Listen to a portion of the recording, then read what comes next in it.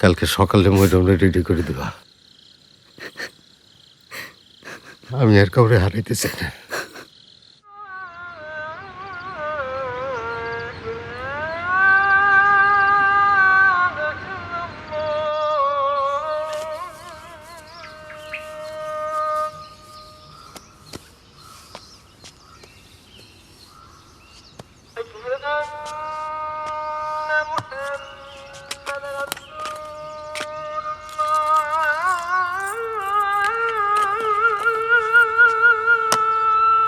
পিছনে ঘুর, সাবধানে রাখিস, হারাইস না। দেখি, মাশাল্লাহ। সলমা,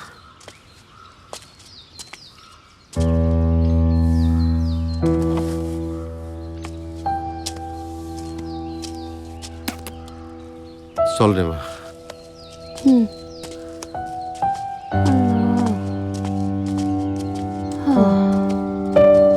আল্লাহ।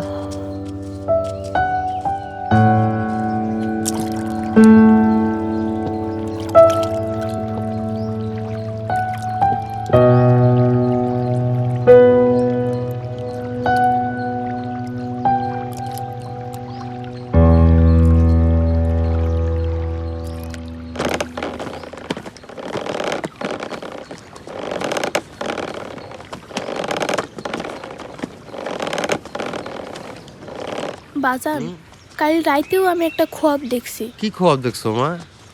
আমি দেখছি আমি তোমার পাশে দাঁড়ায়া চিৎকার করে ডাকতেছি, বাজান তুমি আমার আওয়াজও শুনতেছো না, আবার আমারে দেখতেও পারতেছো না। তাই নাকি? হঠাৎ দেখলাম লাবু এসে আমার হাতটা ধরলো আর আমার তুমি ঘুম কেন ভেঙে দেখলাম গেল। তোমার একটা তাবিজ দিলে সব ঠিক হয়ে যাবে। কবিরাজ রে কয়া তোমার তাবিজ দিয়ে দেবো। ওই এই খবরের কথা তোমার মায়ের কইছো? হ, তোমাকেও কিছু না কয়ে তো আমি থাকতে পারি না। কি জানি লাবু কেমনে আছে।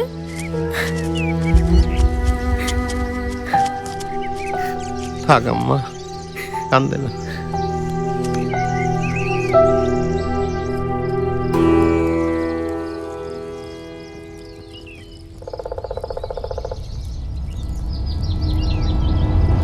না, তুই এত ইশারা পাইলে কিন্তু কিছুই করলি না, কিছুই করলি না।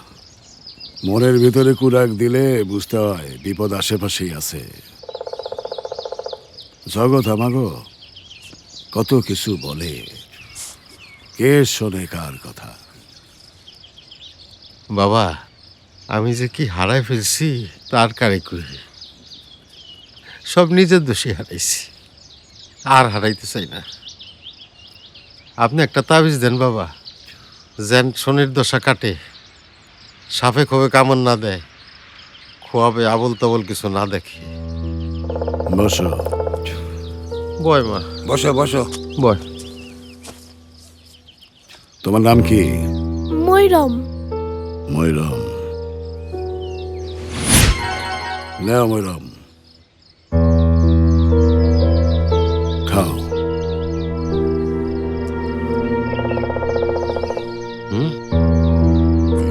তাবিজ লাগবে। তুমি যখন আবল তাবল খোয়াব দেখো তখন চিকুর পারো, সেই চিৎকার কেউ শুনতে পায় না, তাই না? হ, যতই চিল্লাই কেউ আমার আওয়াজ শুনে না। তোমার তো ঘুমের মধ্যে বোবায় তোলে। হ্যাঁ, তোমার বাড়িটারেও বানতেই হোক, যাতে জিন ভূত পেতনি কিছুই ঢুকতে না পারে। মেলা খরচ আছে, এত খরচ দিতে পারবা? হ্যাঁ, পারমু বাবা। অবশ্য তোমার একটা কাম করতে হইব। এই নদী দুইটা শেষ মাথায় গেলে একটা বাগান আছে, হর্তকি বাগান। সেই বাগানের মাঝখানে একটা মাত্র গাছ আছে, নাগলিঙ্গম। কি গাছ বাবা? নাগলিঙ্গম।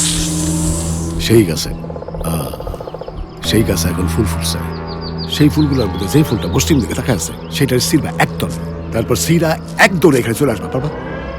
তবে সাবধান, জায়গাটা ভালো না, জিনবতের ভয় আছে।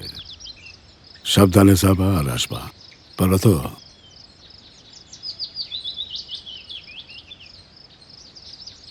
পারবো বাবা।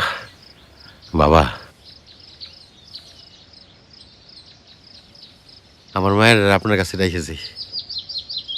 ওরে তোমার সাথে নিয়ে যাও, আমার কত কাজ, কে ওরে দেখে রাখ।